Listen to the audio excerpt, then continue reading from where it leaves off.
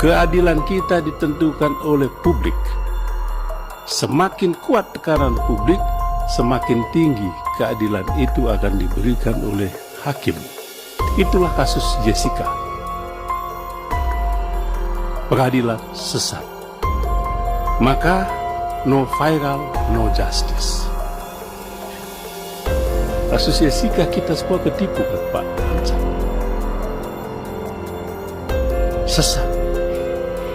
Sesat pikiran publik, sesat kita juga anggota DPR ini, sesat juga hakim-hakim.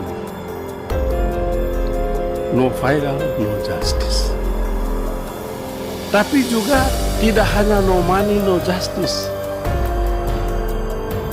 Yang terhormat Pak Suryat akan dilantik dalam waktu segera menjadi hakim Mahkamah Konstitusi. Tidak hanya no viral, no justice, tetapi no power juga, no justice. Bapak boleh punya uang banyak, Bapak boleh punya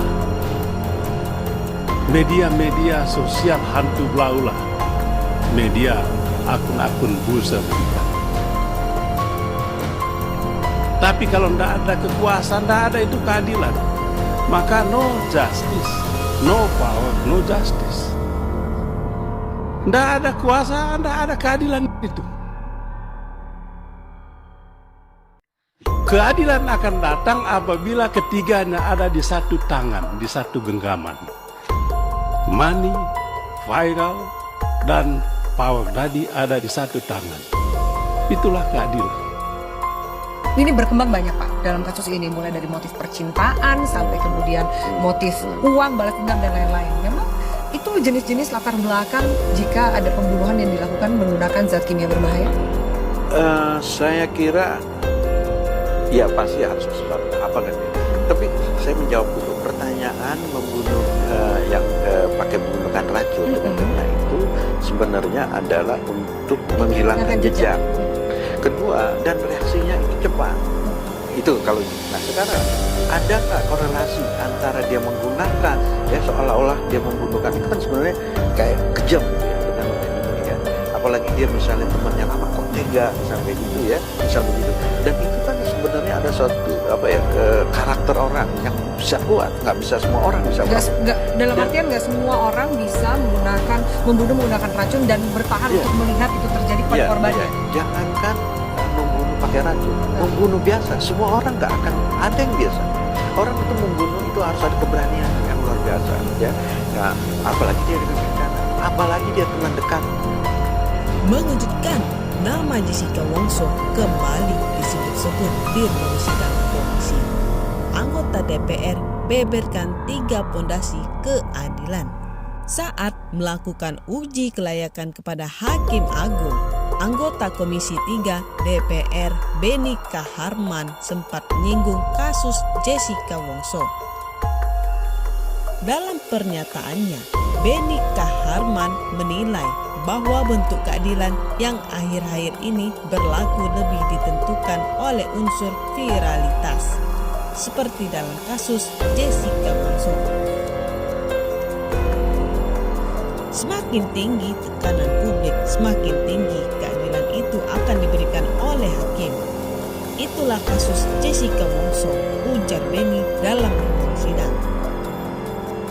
Lebih lanjut, Beni berpendapat bahwa hampir seluruh rakyat Indonesia tertipu dalam kasus kopi cyanida Jessica Wongso. Kasus Jessica, kita semua tertipu kan? Sesat pikiran publik, sesat kita juga anggota DPR ini, sesat juga hakim-hakimnya. No viral, no justice, induk Beni. Selain tekanan publik, unsur lain yang menjadi kendala penegakan hukum di Indonesia menurut Beni adalah kekuatan uang atau no money, no justice. Tidak hanya no viral, no justice, tetapi no power, no justice juga, ungkap Beni kepada peserta sidang komisi. Tanpa adanya ketiga prinsip keadilan tersebut, Beni berpendapat keadilan akan menjadi susah untuk diwujudkan. Berlakunya ada gium di masyarakat mengenai prinsip no viral, no money, dan power, no justice.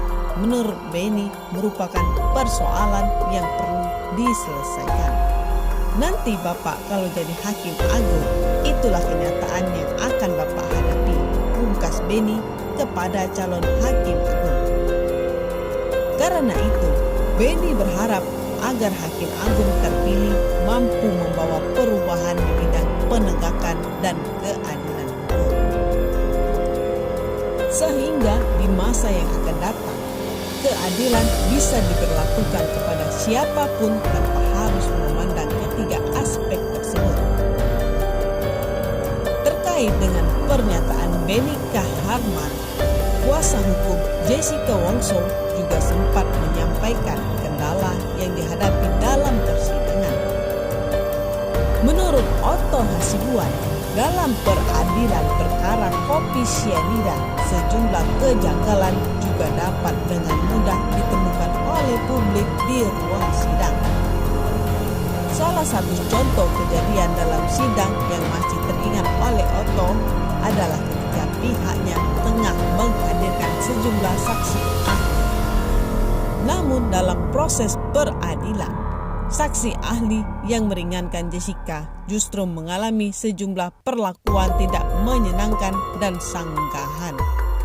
Saksi ahli jelaskan, enggak ada tapi-tapi. Ini berarti ahli diarahkan untuk menjawab seperti keinginan dia, ungkap Otto. Atas sejumlah pertimbangan tersebut, Otto Hasibuan masih berharap dengan akan terus mengupayakan beragam cara agar kliennya bisa mendapatkan keadilan. Otto Hasibuan ungkap Jessica Wongso yang minta Hakim Binsar Bultom dilaporkan.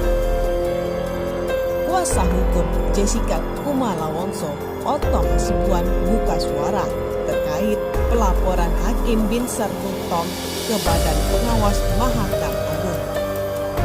Otto Hasibuan mengatakan bahwa yang meminta Hakim Binsar Bultom dilaporkan ke Bawas MA adalah Jessica Kumala Wongso. Dirinya menegaskan pihaknya tidak memiliki kepentingan dalam pelaporan tersebut, sebab hal itu merupakan kuasa dari Jessica Kumala Wongso. Jangan salah ya, laporan ini pun yang laporan ini bukan kami. Yang melaporkan ini Jessica, atas nama Jessica. Mereka melaporkan ini, kata Otto dikutip dari kanal YouTube Cumi Cumi Kamis 23 November 2023. Mereka mendapat kuasa dari Jessica. Jadi nggak ada kepentingan kami. Nggak ada permusuhan kami dengan hakim atau dengan siapapun karena kami hanya kuasa. Kami sendiri sebenarnya sudah tadinya itu nggak bermaksud untuk melaporkan, sambungnya.